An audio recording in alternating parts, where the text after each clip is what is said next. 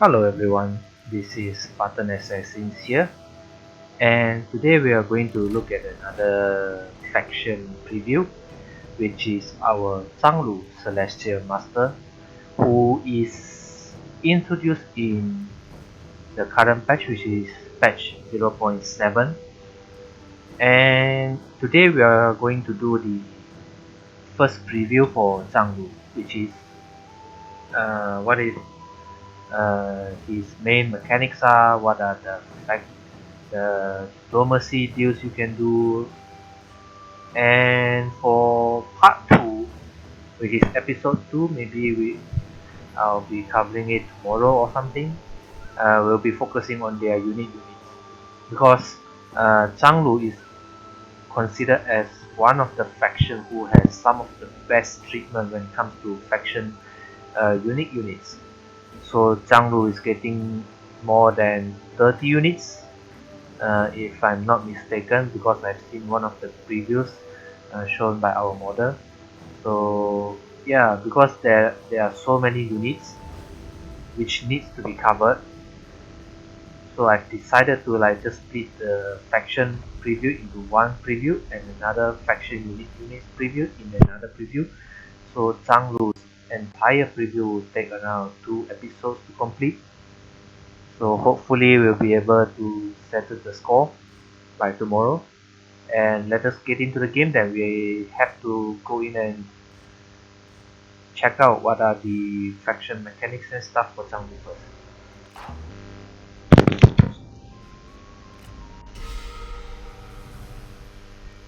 Alright, so now that we're in game, let us look at our current situation then. So first up, we are going to talk about our starting location, and we are not actually in quite a great position, to be honest. First of all, we have our full commandery of Shangyong and a pass, which is Jiameng Pass. And next up, we have the city of Hanzhong itself.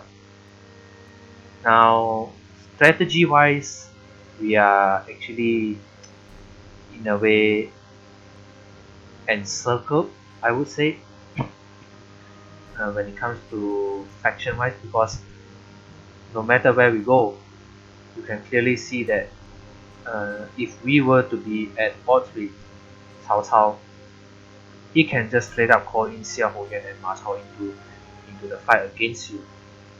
And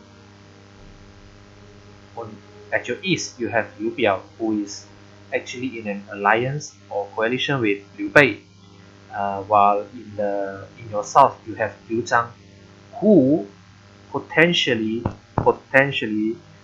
might actually join Liu Bei in terms of what we call how do I say it? In terms of joining their coalition. Yeah, so there is a possibility where, if let's say within 10 turns you didn't do anything about Liu Zhang, or maybe within 10 to 20 turns, yeah, let us assume this number of turns. So Liu Zhang might actually join Liu Bei and Liu Biao's coalition.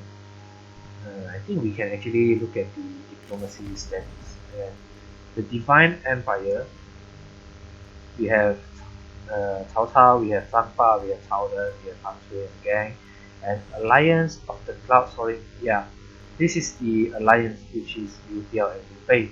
So there is a high possibility that Liu Biao might actually get invited by Liu Bei into the alliance.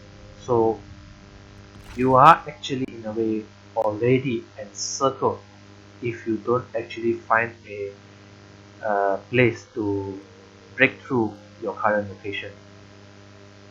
So what I would suggest is, on turn 1 itself, just declare war on Liu Zhang. Take as many territories as you can, or the best way is secure yourself the Yi province for yourself, eradicating Liu Zhang way faster before he could actually get a chance to join the alliance in the east, and using your location, you can decide whether or not you want to push into Nanman territories or go and deal with Liu Biao and Liu Bei, or actually take up the challenge and fight the empire of Cao Cao. So it is always up to you to decide where you actually want to do, want to expand, where you want to go. It is always up to you. But my suggestion is, rather than focusing on Cao Cao first, you might as well focus on Liu Zhang first, because he is in a way not at great terms with you. Like, your diplomacy status is like he's not very happy seeing you. So it's just a matter of time before he actually declares war on you. That is the one thing that you need to put in mind. So aside from this, let us look at our faction, the characters, notable characters. We have 8 guys, which is kind of balanced compared to the tier 2 mega faction there. So first off, we have of course our Celestial Master Zhang Lu, and then our wife Bai Zou Yuan. We have our son Zhang Fu. I believe Zhang Guang is also our son. We have also Li Xiu, Yan Hu, Yang Huo, and Yang Song. So these are the characters that are in Hanzong. Yeah, that is basically all you have. So decide yourself who you are going to send for your southern expedition or northern expedition. Looking at your current situation, you will have to decide yourself. And yeah, this is the basic Han Empire stuff. This is also the Han Empire stuff. So what is left is just, for this episode, is just to talk about, do we have anything to talk about the unit buildings? Yes, we do. So before we talk about the unit buildings, we will be talking about our Celestial Master, which is the faction mechanic introduced in this patch 0.7. Basically you have 1, 2, 3, 4, 5, 6 tiers. So the first tier is a non-believer, and you can actually see that it is actually more on the debuff side. If you are a non-believer of the Wudou side, you will get +3 construction time, -8k population growth, and -50% food production for all commanderies, and -25% income from all sources. So this is one thing that you want to avoid, which is being a non-believer. And follower, yeah, it's a bit on the negative side still, but at least there is some leniency in the debuffs, but not so lenient still. What you devout follower, yeah, you still have some minor debuffs, but not as hurtful as follower and non-believer. But everything would change once you become a Wudou Scholar and Wudou Sage, and lastly Celestial Master, which you kind of want to aim for, because by gaining Celestial Master you actually gain more food. Like, look at Zhang Lu. As a Celestial Master, you have a +100% food production for all for your entire faction, and Zhang Fu +50% food production faction wide. So now we are under 100%. This is 11 food, right? So let us just put Zhang Fu as our faction head. Zhang Guang, yeah, it's just for reserves, so nothing much. We want the +50% food production as compared to Zhang Guang. Like, if I were to put him, it's just a minor corruption guy. Not sure if Bai Zou Yuan actually has something good. Yeah, just a scout. So yeah, let us just put Zhang Fu there. Alright, so from 2008 we went to 2009, and from 11 food we went to 16 food. That is 150%, guys. 150% faction wide, and plus another 50%, you will get a total 200%.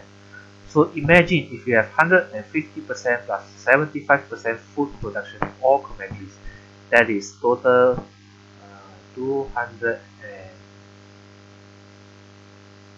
225, I believe so. Yeah, 225%. So it is actually quite a huge amount of food that you are getting. So you do know that you are getting 50 decay in Wu dosage, and you are gaining 28 from buildings. Buildings is this. Now if you look at the buildings, for every farm buildings that you build, you always get +1 for Celestial Master, which is the resource, and slowly you'll go to +2 on tier 2. Tier 3 you get +4 for both, and tier 4 is +8, and lastly tier 5 is a +12. So +12, +12, and this is a +50. So let us do the maths.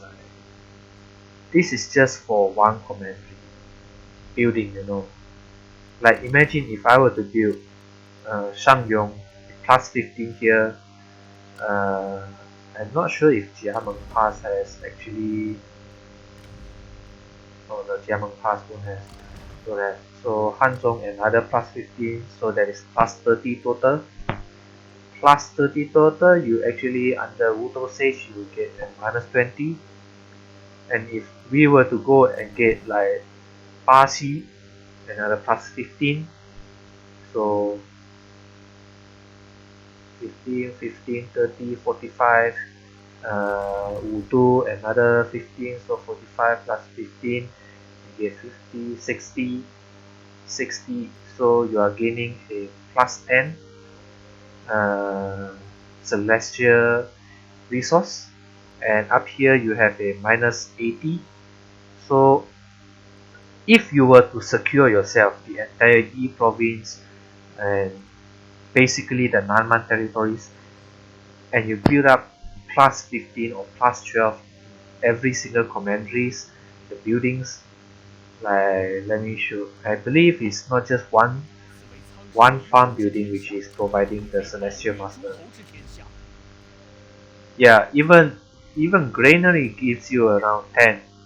So if you have one full commentary which is filled with a level 5 granary which is +10, and a level 5 livestock market of the commandery capital which is +15, and a full level 5 wind grand irrigation canals, so you have 15 here, and here you have another 15 here, so there is total 30, and one commentary itself you get a 40 celestial master resource, so you get a +40 in Hanzhong if you actually build all these 3 to level 5, and all you need to do is just take 2 commentaries, 2 commentaries, and you manage to make sure that your celestial decay does not matter anymore. And if you were to build in 3 commentaries, so you are getting 120 celestial master resource per turn. So imagine you at maximum celestial master every single turn. You are gaining the buffs. You are gaining all the good buffs to the point that you can actually sell lots of food to Cao Cao and bankrupt him in an instant. This is actually true. I've actually seen someone played it, the faction, and actually bankrupt Cao Cao as a faction. He basically has 0 income per turn, but he gains a lot of food. Yeah. So you can play as the food master here. You can actually export more rice than Cao Cao's Kun can actually do. So I believe that is all for Zhang Lu. So hopefully I'm able to cover his unique units starting tomorrow. If we can actually see heavy spear guards, archers, these are all the basic stuff, but tomorrow we are going to look at the more detailed stuff for the units for Zhang Lu. I hope you guys enjoy it, and I'll see you in the next one then. Bye!